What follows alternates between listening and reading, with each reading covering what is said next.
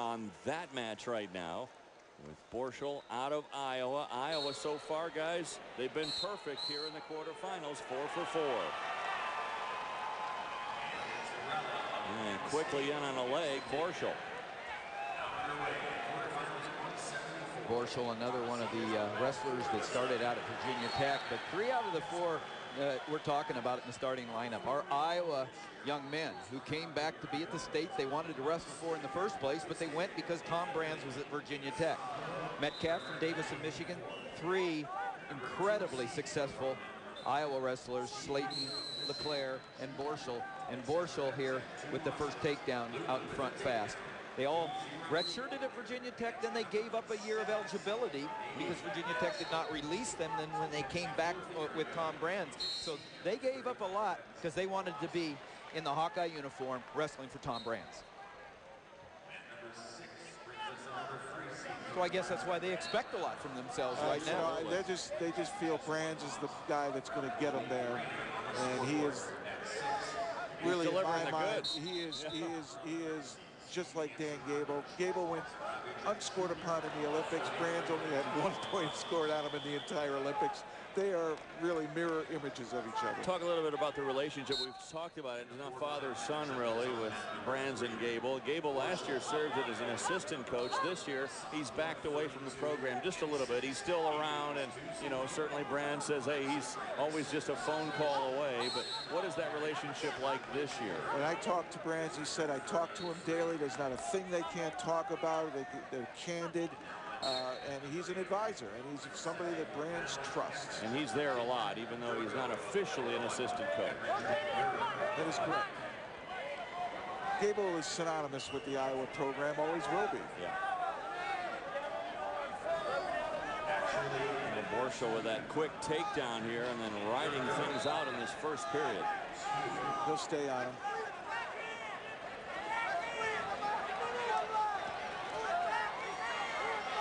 I like, too, the way that they finally changed things back a couple of years ago. There for a while, the NCAA, and I don't know who made this decision, but they said, well, we're going to just spread the fans around the arena. And now they're allowing fans to buy these tickets in bulk again and all sit together. And I love that. I mean, you see orange here and black and gold there, and it's just wonderful to see in an arena. And I think it gives each team a solid voice coming from one distinct area in the arena, and it's great. And when things really get down to the nitty-gritty, you know, the friend of my enemy is the enemy of my enemy is my friend, and so you'll get teams cheering against one of each other, and that really adds to the excitement. Borschel really doing a great job since his initial takedown 2 minutes and 8 seconds ago of riding. He's tremendous on the mat. Very unique in that he was a 4-time state champion in Iowa, but he started at 103 pounds, worked his way up to 171 pounds. Not often do you find a 4-timer working all the way through the weight classes and growing like that.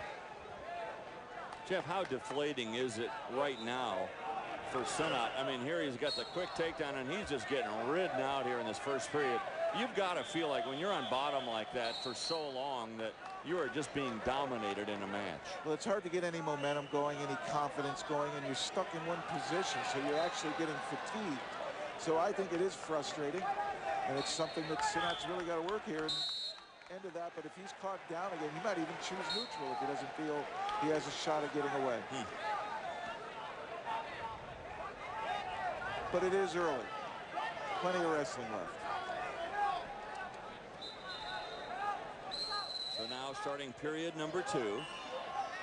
Borschel starting on the bottom. Brandon Sinnott, one of the Sinnott twins from Central Michigan, Christian. Now, how about Central Michigan? Let's talk a little bit about them. What? Here they are. They had popped up in the team standings. I mean, it just, you looked at it all. It was Iowa, Nebraska, and Iowa State, and Minnesota, and then all of a sudden out of nowhere, here's Central Michigan. That's a great story. And they've been there all year. The question was, would they be able to keep it here? Yeah. But their program, Tom Borelli has been there for a long time, almost 20 years, just developing that program to where we keep talking about the surprise of Central Michigan, and you all of a sudden scratch your head and you say, I guess it's not that much of a surprise. Yeah, right. great recruiter, and obviously a coach that knows when to peak his wrestlers as they are really having a nice tournament. They have lots of ranked wrestlers. Not all of them in the top 5 or top 10, but they're a solid dual meet team. Have been, but this is the best year where performance-wise, their ranks and seeds have been higher, their performance is better, and they're looking potentially at being in that team hunt. They've only had one national champion, that is Casey Cunningham. Brandon's twin brother Christian, by the way, will wrestle next at 184 pounds. He was a quarterfinalist at 184. Borschel doing a nice job in on that single leg right there. He's going to get the ankle and get 2. There's 2 more. So he's got a takedown. He's ridden for over 2 minutes in the first period. Then he escapes, comes in, gets another takedown, going to pile up the riding time. This is a workmanlike performance for the sophomore for the Iowa Hawkeyes. This is Iowa wrestling. Yeah. Just constant scoring, pressure, don't back off. Now, Borschel's got to feel like right now he's got this match well at hand, guys. Talk about it from a team aspect. Is he starting to look at maybe bonus points for a major victory? Or does that enter his mind right now? You know, he's going to keep his head about him. He's going to keep his head about him. And right now, the way it's going, he's got a 6-point lead. So he just keeps working like he is in this third period, and he'll have that major decision and the extra points you talk about, Dave. Yeah. If it doesn't jeopardize winning, he may try for it. In other words, it's up to us, the pundits, the guys talking about it, to think about those other bonus points. He's just thinking about this match, and rightfully so. The best way you can help your team is by winning. Then if there's in the finals or something, even in this, maybe in the semis, but definitely the finals, if there's an opportunity that if you can get bonus and it's going to win it for you, do it. Win in advance is the #1 way that you help your team. Sinnott was able to ward off that single to his left leg right there for the first time on Borschel, so he's having a little bit of success from a defense standpoint, but he's got to turn it into offense or he's going to not even come close to defeating the Hawkeye.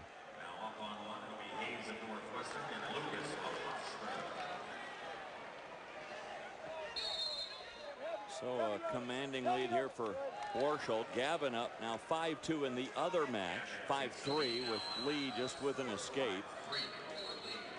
Of course, Gavin was second last year to Askren, Ben Askren, one of the more colorful wrestlers to come through the NCAAs. 4-time finalist. And he truly one of the greats in Missouri history.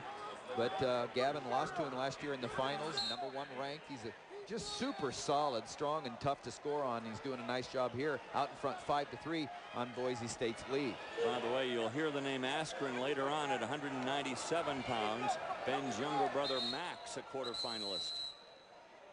Gavin undefeated, won the Eastern Regional Wrestling League's championship to get here to the NCAA championships. Wrestle up, Jay. Good. Wrestle, keep wrestling. What about momentum, guys, from a team standpoint? You know, did that start for Iowa early on when Falk won and became a semifinalist, and now they've been able to ride that wave here today? I look at it like a bee's nest. You hit it, and they all come out, and they start to swarm, and you don't want to get anywhere near them. And that's really, yeah, I agree with you. Once that momentum starts, it's awful hard to shut down, and Iowa thrived on that during their 20 championship years. Well, and they grabbed it because Falk beat somebody he hadn't beat before. I mean, a guy that beaten him twice the year before. Then Slayton turns around and beats a nemesis, Iowa State's Fanthorpe, real close match. And now they're rolling in. Metcalf won an incredibly tough match. Now all of a sudden they're saying we're at the top of our game. So even though these guys, they're not sitting there watching these matches, they're preparing for their own. They know the results. They feel it in their heart. Well, like you said, it's a buzz, and that buzz goes to just to their hearts. They know what's going on, and it just makes them rise up and say, we're Iowa. And they haven't had that feel for a while, Dave. So Gavin, the top seed, he moves on with a win over Nathan Lee. Let's go down now to the man who